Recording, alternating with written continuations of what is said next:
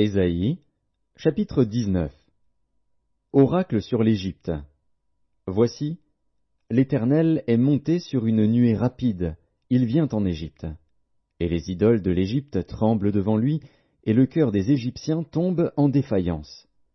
J'armerai l'Égyptien contre l'Égyptien, et l'on se battra frère contre frère, ami contre ami, ville contre ville, royaume contre royaume. L'esprit de l'Égypte disparaîtra du milieu d'elle, et j'anéantirai son conseil. On consultera les idoles et les enchanteurs, ceux qui évoquent les morts et ceux qui prédisent l'avenir. Et je livrerai l'Égypte entre les mains d'un maître sévère. Un roi cruel dominera sur eux, dit le Seigneur, l'Éternel des armées. Les eaux de la mer tariront, le fleuve deviendra sec et aride.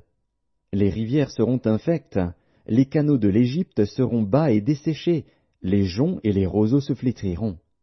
Ce ne sera que nudité le long du fleuve, à l'embouchure du fleuve. Tout ce qui aura été semé près du fleuve se desséchera, se réduira en poussière et périra.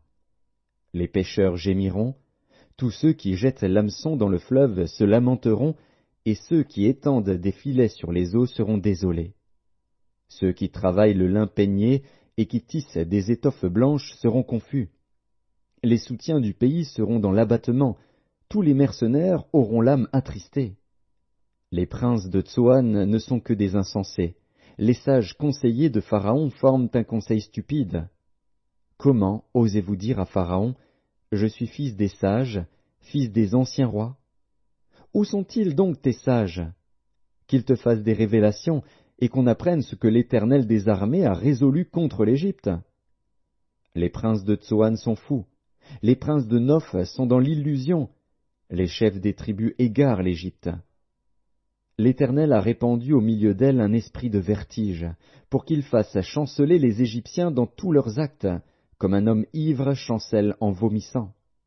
Et l'Égypte sera hors d'état de faire ce qu'ont fait la tête et la queue, la branche de palmier et le roseau. En ce jour, l'Égypte sera comme des femmes.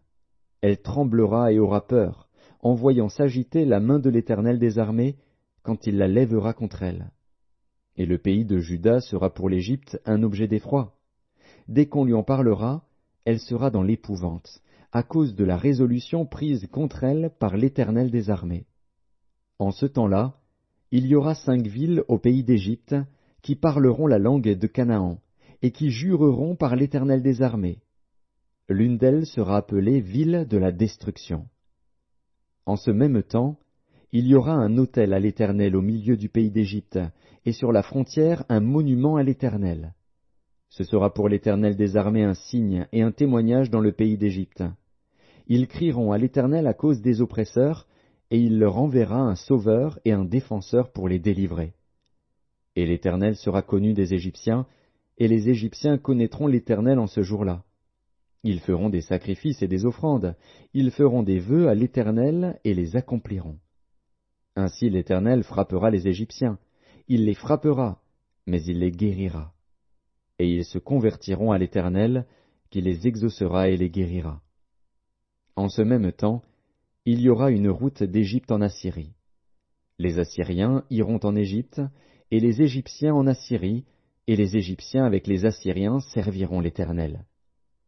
En ce même temps, Israël sera, lui troisième, uni à l'Égypte et à l'Assyrie, et ces pays seront l'objet d'une bénédiction. L'Éternel des armées les bénira, en disant, « Béni soit l'Égypte, mon peuple, et l'Assyrie, œuvre de mes mains, et Israël, mon héritage. »